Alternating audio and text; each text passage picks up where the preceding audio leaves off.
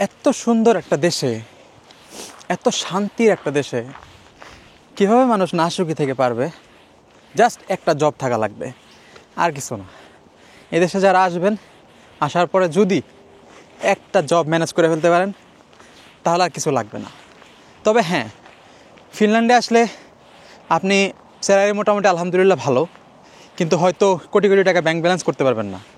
যদি সেটা করতে চান আপনাকে একটা জব দিয়ে হবে না, হয় জবের পাশাপাশি অন্য কোনো ইনকাম সোর্স থাকা লাগবে, তাহলে হয়তো বা আপনি কিছু টাকা সেভিংস করতে পারবেন। বাট ফিনল্যান্ডের আসলে দেশটা এভাবেই তৈরি করা, ওদের নিয়মকানুনগুলা, যে এখানে আপনি আসার পরে আপনার যে খরচগুলো হবে, এই দেশের খরচ আসলে অনেক বেশি এবং ট্যাক্স অনেক বেশি। বিশ্বের সব থেকে বেশি ট্যাক্স সম্ভবত লাস্ট টাইম একটা আর্টিকেলে দেখছিলাম, ওয়ার্ল্ডের সব থেকে হাইয়েস্ট ট্যাক্স রেট হচ্ছে ফিনল্যান্ডে। তো এখানে আসলে কেউ বড়লোক হওয়ার জন্য আসে না, একটা শান্তির জীবন পাওয়ার জন্য আসলে সবাই ফিনল্যান্ডে আসে। ফিনল্যান্ডে আসলে আপনি অবশ্যই শান্তি পাবেন।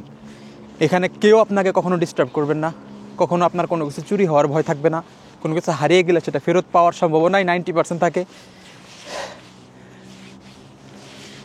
এদেশের স্টাডি, হেলথ কেয়ার, খাবার সব কিছুর মান অনেক বেশি উন্নত, যে কারণে আসলে এটা সুখী দেশ। এবং এদেশের গভর্নমেন্ট এদেশের মানুষের কাছ থেকে টাকাগুলো নিয়েই কিন্তু তারা আসলে মানুষের জনগণের পেছনেই খরচ করে, প্রকৃতির পেছনে, ইন্ডাস্ট্রির পেছনে। তারপর এই দেশের মানুষের স্বাভাবিক জীবন যাতে, তাদের মৌলিক অধিকারগুলো যাতে বজায় থাকে সেই বিষয়ে। এখন আমাদের যেমন জবের ক্ষেত্রে আমরা কিন্তু ট্যাক্সের পাশাপাশি আনএমপ্লয়মেন্ট বেনিফিট এবং হেলথ ইন্স্যুরেন্সের পেছনেও আমরা এক্সট্রা পেমেন্ট করি। আই থিঙ্ক 8 to 9% মনে হয়, 9% আই গেস।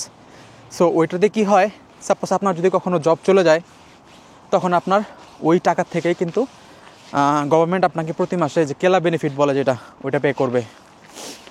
যদিও দিন দিন কমায় দিতেছে পার্সেন্টেজ, কারণ আসলে অনেক মানুষ আছে আমাদের বাংলাদেশ থেকে, অনেকেই ভাইয়েরা মানে জাস্ট কেলা বেনিফিট খাওয়ার জন্য ফিনল্যান্ডে আসে। ভাবেন একবার, এরকমও কিছু মানুষ আছে। মানে কী বলবো, আর কিছু বলার নাই। দু একটা মানুষের জন্য আসলে আমাদের সাধারণ মানুষরা অনেক ধরনের ভোগান্তিতে পড়তে হয়, অনেকের অনেক কথা শুনতে হয়। বাট আলহামদুলিল্লাহ, ফিনল্যান্ডে আছে, একটা জব আছে, সে সুখী। তার থেকে আসলে তার আসলে বেশি কিছু এক্সপেকটেশন থাকে না। আর ফিনল্যান্ডে সুখী হইতে গেলে ফিনিশদের মতো চিন্তাভাবনা করতে হবে। ফিনিশরা যেরকম, ওদের ব্যাংকে কয় টাকা আছে ওটা ওরা দেখে না, কারণ ওরা জানে যে ওদের সরকার ওদেরকে পালবে। যদি কোনো দিন ওদের টাকা পয়সা শেষ হয়ে যায়, গভর্নমেন্টের কাছ থেকে টাকা নেবে। তারপর ওদের সন্তান বড় হয়ে কেউ কই থাকবে, কী করবে না করবে, এটা দেশের সরকারের চিন্তা, কারণ ওই দেশের জনগণ সন্তানদের লেখাপড়াগুলা গভর্নমেন্ট থেকে দেয়। তারপরে যদি উচ্চ শিক্ষার জন্য অনেক টাকা পয়সা খরচ হয়, স্টুডেন্ট লোন দেয়। এরপরে যদি চাকরি চলে যায়, কেলা বেনিফিট দেয়।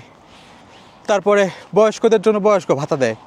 মানে কোনো প্রকারের ওরকম যদি আপনার আকাশচুম্বী স্বপ্ন থাকে যে আমার এত এত কোটি কোটি টাকা লাগবে, তাহলে হয়তো ফিনল্যান্ড আপনার জন্য না। বাট আদারওয়াইজ যদি সেফেস্ট, বিউটিফুল, পিসফুল একটা লাইফ লিড করতে চান, ওয়েলকাম টু ফিনল্যান্ড।